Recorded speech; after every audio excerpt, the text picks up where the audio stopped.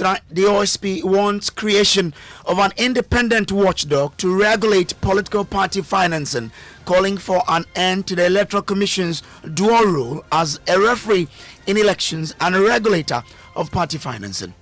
We are of the opinion that the current system where the Electoral Commission is both a referee and a regulator must be abandoned. Ghana should explore the establishment of an independent political party finance audit committee.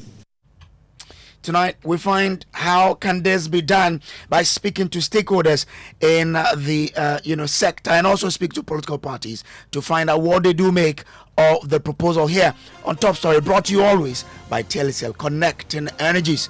My name is Samuel Kojo Brace.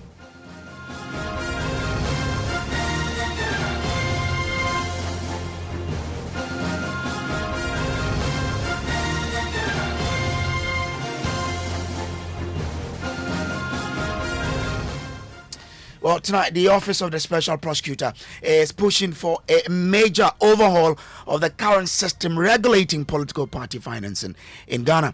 According to the Director of Strategy, Research and Communication at the OSP, Sami Dako, the current structure where the Electoral Commission plays the dual role of organizing elections and overseeing political party finances can amount to a potential conflict of interest. This proposed committee, the OSP, says would operate separately from the Electoral Commission and be tasked with monitoring the financial activities of political parties. The OSP wants the committee to include representatives from key institutions, including the Audit Service, the Office of the Special Prosecutor, and the Judiciary, with a judge potentially serving as its head. And that, according to the OSP, will help curb illicit financing of political parties. Listen to the OSP. There are a few things that we may want to comment or bring about. The first one has to do with regulation of our financing, political party financing.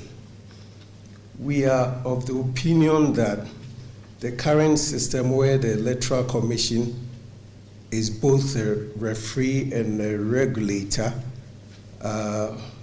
must be abandoned. Ghana should explore the establishment of an independent political party finance audit committee, similar to that of Norway. So this committee would perform functions separately from the organization of the election, and we think that the body should consist of representatives from the Audit Service, the Office of the Special Prosecutor, and say the Judiciary. And this committee can be headed by a judge. And this committee will leverage on existing expertise, infrastructure, and operate within a dedicated budget so that you are not creating a new office.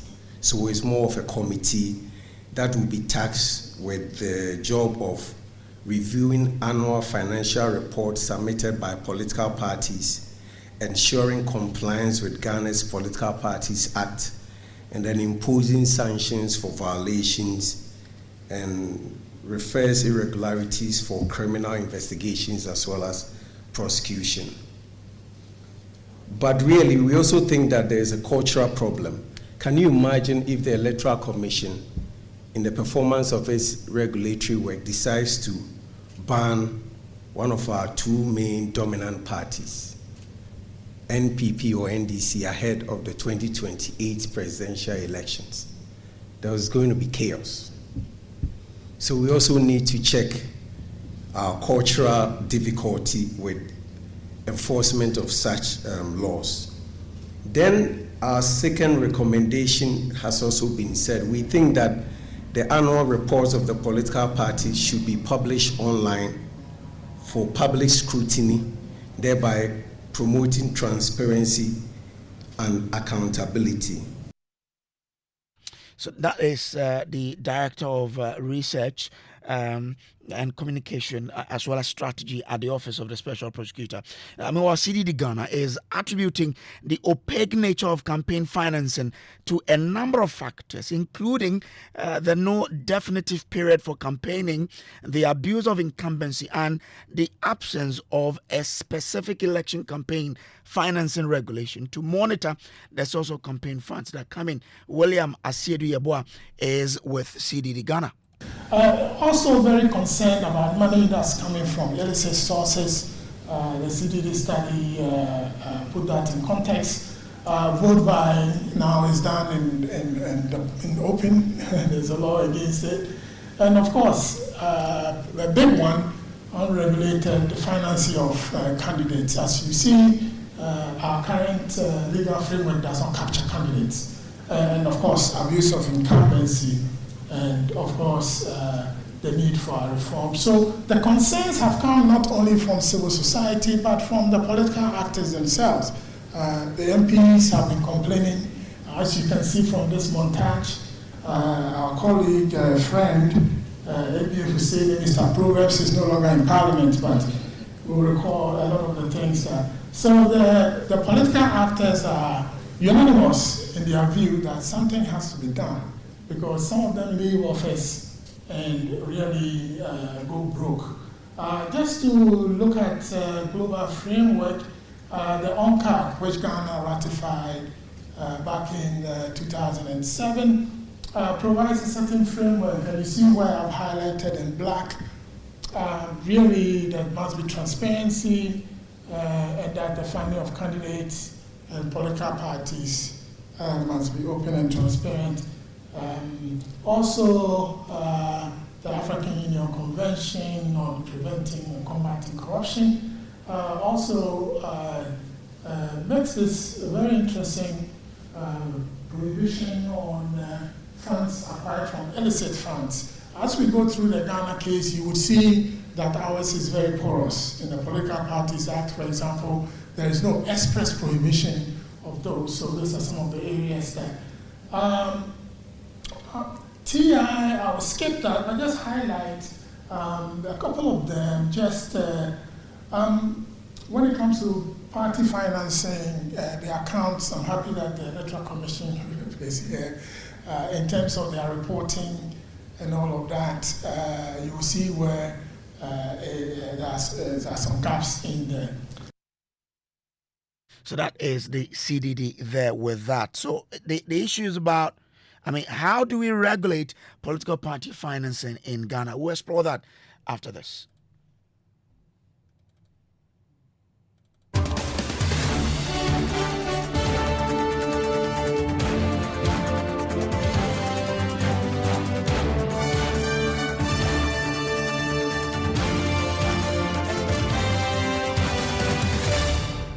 This is Top Story, brought to you always by Telecel, connecting energies. Well, let me bring in the Mary Ada. She is the Executive Director for the Ghana Integrity Initiative. Grateful to you for joining us here, Mary Ada. Now, this is the situation we are facing, where it's difficult for you to properly regulate financing of parties, because as the OSP office is saying, the EC is playing both the referee role as well as regulating party financing. There's a challenge there. How do we maneuver this challenge that is confronting us? Thank you very much, Bruce. And good evening to your listeners and viewers as well. Okay, so navigating the challenge, we have made proposals on what to happen.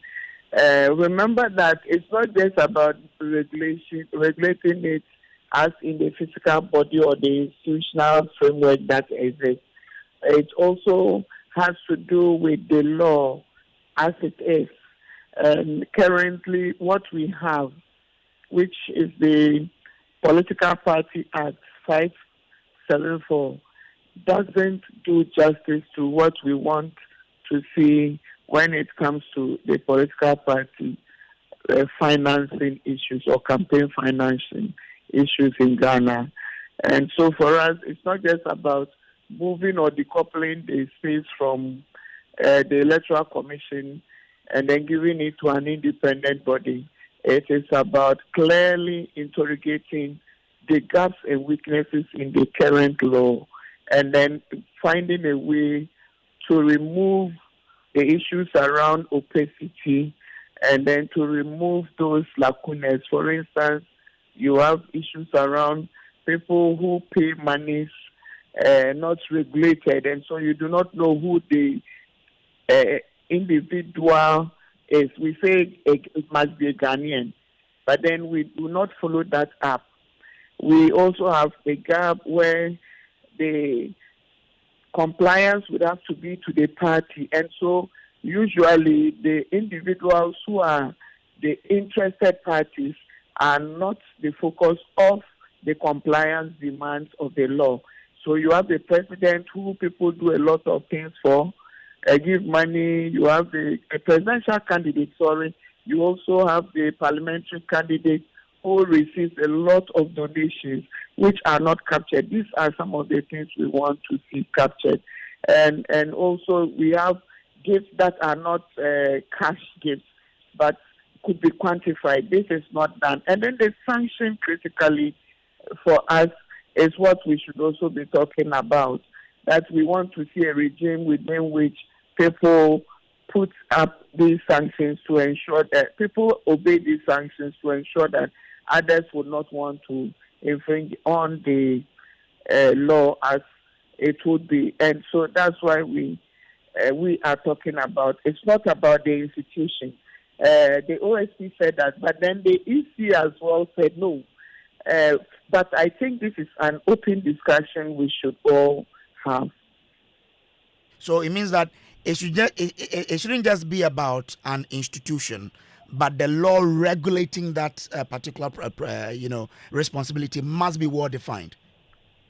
So it should be 360 degrees. Okay. The law well defined, the institutional architecture very perfectly set out, so that they do not have to say this particular institution is having a threefold mandate and is not able to perform one or the other.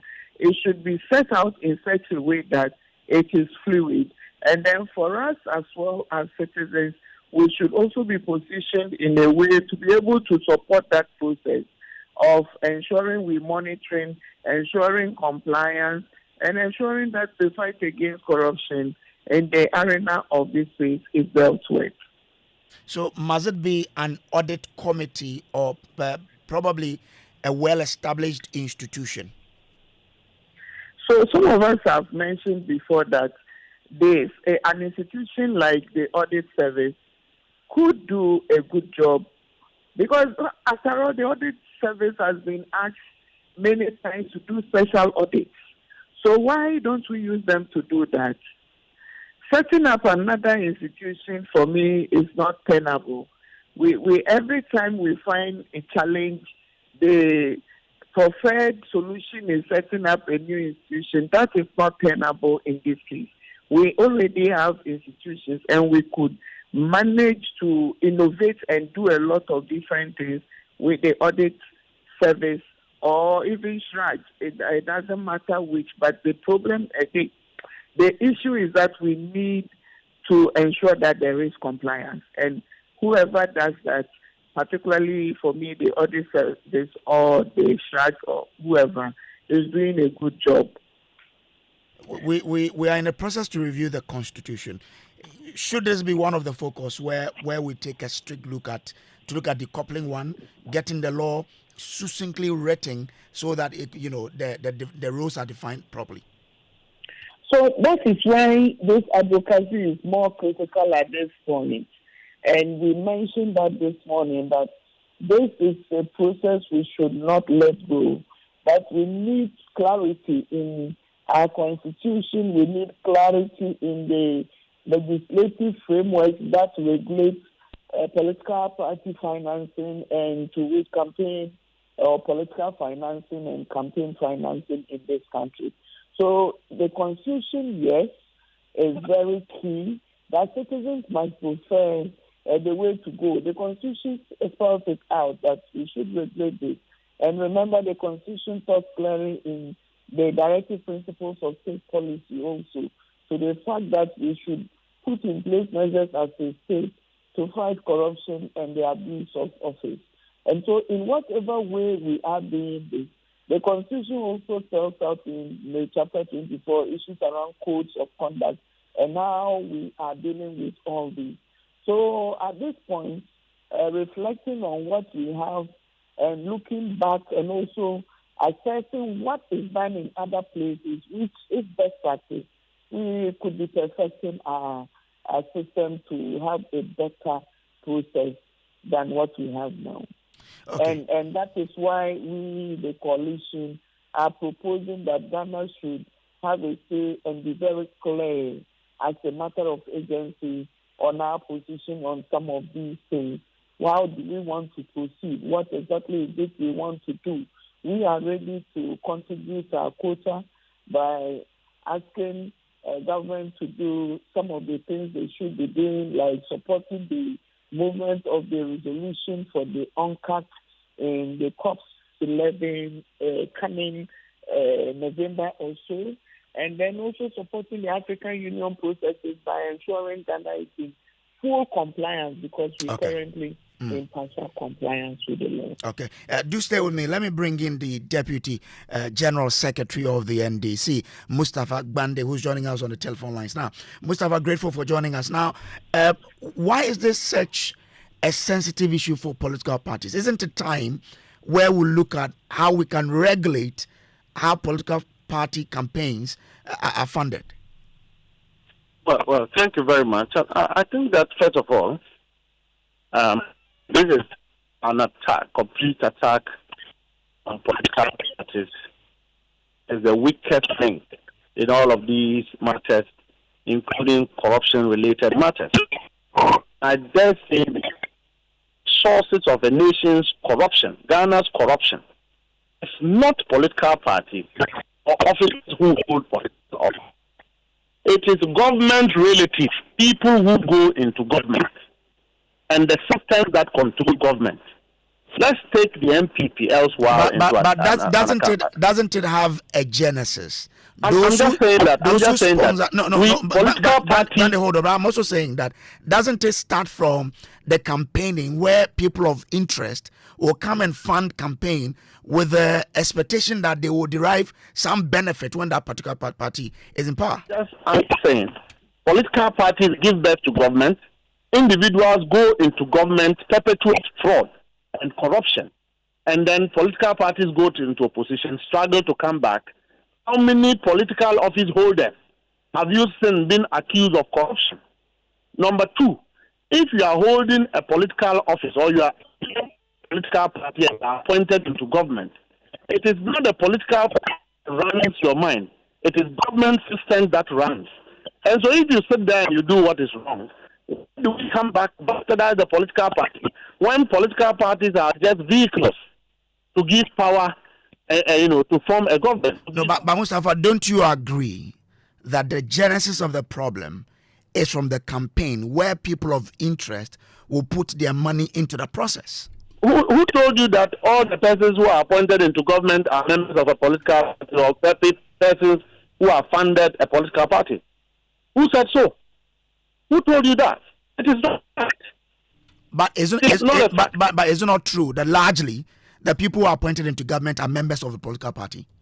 We have seen pastors, lawyers being appointed into government, and they are worse. So the issue of corruption is about a weak system, a compromised system, lack of functionality of institutions of state. For any system to function, it starts from the government. When persons within government are seen and are committed, ensuring that something doesn't happen, it won't happen. It is not a political crisis. I don't know where you're standing, but you're making good points, but your line keeps, going on and off. So I don't know if you can reposition yourself for me. I would appreciate it. Hello, Gbande. Okay. Let me bring in Haruna Mohammed. He is also the Deputy General Secretary of the NPP. Haruna, how do we tackle this? Isn't it time that we look at, as Mariada proposes, a strong legislation that clearly specify what must be done in terms of regulating party financing? Thank you very much. I will say good evening to your listeners and then my colleague, Deputy General Secretary, and Madam Mary Aulana. In fact, I was at a meeting. The political parties were invited. My boss had delegated me, Lawyer Justin Kodia-Frimpong, to represent the MPP at the meeting at Fiesta Royal. I was there when the special prosecutor's rep made a statement. I must commend the organizers, Transparency International and CDD, for organizing this particular conference. The rationale has been explained by Madam Mary, and I think that all of us should focus on the rationale, and that is how to be able to fulfill the resolutions that has been passed in Article 7.3 of the ANCAC conference. And I believe that our conversation should be centered within that particular arena. But to the question that you have asked, I don't think that there is that room now, or we should be looking at putting out a legislation. What we should be looking at is to amend the current legislation to be fit for purpose. And why do I say so?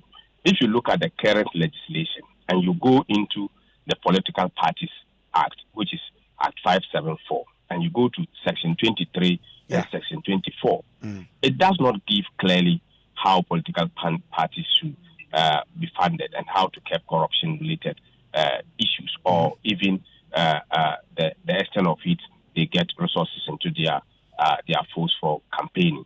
It talks about individuals, how individuals should be contributing, and how it should be Ghanaian whole in terms of companies and businesses that will come to support political parties. So you ask yourself, the proposal that is made by the special prosecutor about forming a certain body to take away the regulatory function from the Electoral Commission. The Electoral Commission's function is driven from the Constitution of the Republic of Ghana. The functions of the Commission has nothing absolutely to do with political parties' financing. What the Electoral Commission do, that people see that they do regulatory function, is the matter of political parties which are mandated by law to submit their audited accounts to the Electoral Commission as one of the fulfillment of the criteria of either their existence or continuous existence in terms of political parties' performance, or them to be able, or the inability of them to be able to contest for elections. So I think that properly there is no need for us to have a different legislation. We have to rather amend the current legislation to be fit for purpose, to reflect the campaign structure of political parties. Again, what I also view is that if you look at the current legislation, it does not say anything about presidential candidates and parliamentary candidates. It talks about political parties. Then you ask yourself, how do we fund political parties to be able to curb the issues of corruption? And I agree in part with my brother Mustafa Gwandi. Anytime they talk about corruption, people say political parties. Political parties are not corrupt. It is individuals that are corrupt. So if individuals are appointed into government and those persons decide to toe the line of amassing wealth, these are the individuals. What people forget to know is that government is different from political parties. Political parties forms the government. But when the government is formed, in terms of distinction, the political party's activities and its core mandate of administering the political party activities does not been administered by government. Well, Haruna, I get your point, but isn't it true also that the whole thing about party campaign and how people put in money is also the genesis of this whole people trying to amass wealth to then pay for how much they've spent on the campaign? And that is why I am saying that when it comes to corruption-related matters, then it is dealing with individuals, because there are other people who don't put so much in campaign because they believe that they are coming to serve. And when you look at it very critically, and that is why CDD and then Transparency International is bringing together other stakeholders to propose a doable approach in terms of how to handle that. For example, you can see a parliamentary candidate or presidential candidate running an election. Then somebody decides, an individual, a businessman decides to provide fuel or vehicles, even without the information or direct relation to the presidential or parliamentary candidate. So not everything that you see on a campaign that is provided by a parliamentary or presidential candidate. Those are the eyes that we should be looking at. It is not about going to bring Auditor General and go and bring Special Prosecutor and go and bring a judge or the legislature. All these functions, I don't know why Special Prosecutor is belittling the functions that has been given to him. He has a prosecutorial powers. But Haruna, the Constitution is, I mean, the law you referred to earlier, the Political Parties Act. It says that when you look at it, it is talking about, it says a firm or partnership or enterprise owned by a citizen or a company registered under the laws of the Republic, at least 75% of whose capital is owned by a citizen is for the purpose of this act citizen, which, because it's saying that only a citizen may contribute in cash or in kind to fund a political party. So, I mean, that's the law. The law is talking about how you fund it. So isn't it the genesis? So that's the genesis, right? And if we want to find a solution. The special prosecutor got it wrong.